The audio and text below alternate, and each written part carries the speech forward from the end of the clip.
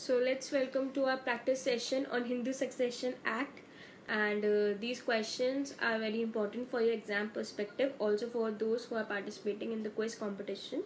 So we will be practicing Hindu Succession Act through MCQs, and we will understand the concept while attempting the MCQs. So let's begin with our first question for the day on Hindu Succession Act.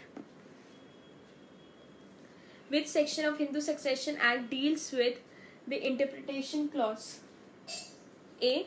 Section 2, B. Section 6, C. Section 3, D. Section 5.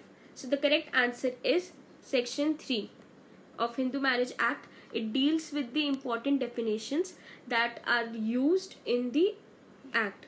So we will be reading some of these important terms in our next questions.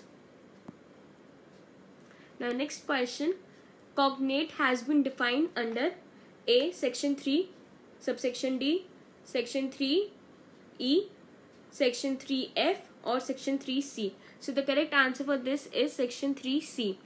Cognate is a person is said to be a cognate of another if two are related by blood, adoption, but not wholly through males. So they have to be connected either by blood or by adoption. Then they will be known as cognate.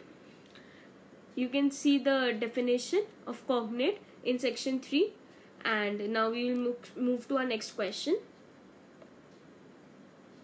When two persons are the descendants of common ancestress but different husbands, they are said to be related to each other by option A, half blood, B, full blood, C, uterine blood, D, either B or C.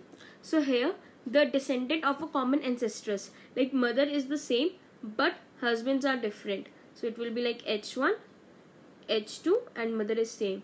So for example, A is the child of H1 and M, and B is the child of M and H2. So these both will be related to each other by uterine blood. So the correct answer is uterine blood, that is option C. Now moving to next question.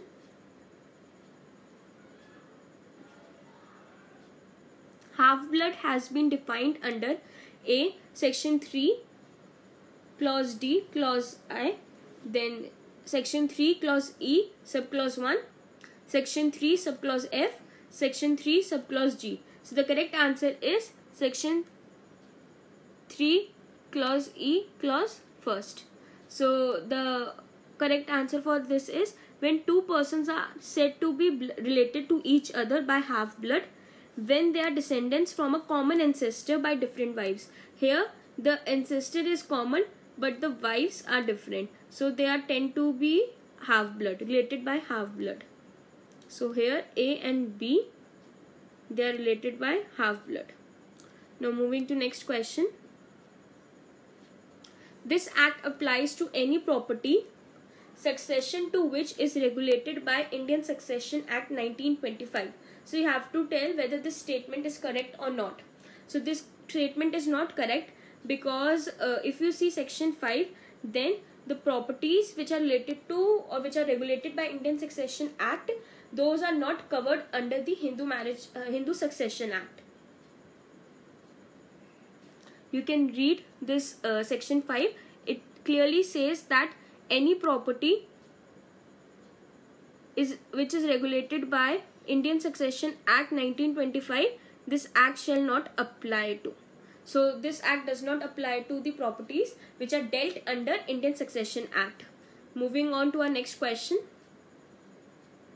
Any Hindu female who have in her possession a property according to Hindu Succession Act 1956 adopts it as A limited owner, B full owner, C up to her existence, D none of the above. So the correct answer is as a full owner, and we have dealt with this in section 14, so you can read the section 14, and it's a very important question, that's why I have kept it again in this PPT.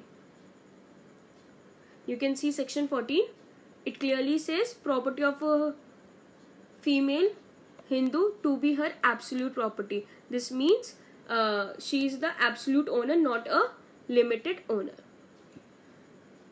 Now last question for the day. If any person is disqualified from inheriting any property, it shall devolve as if such person had died after intestate.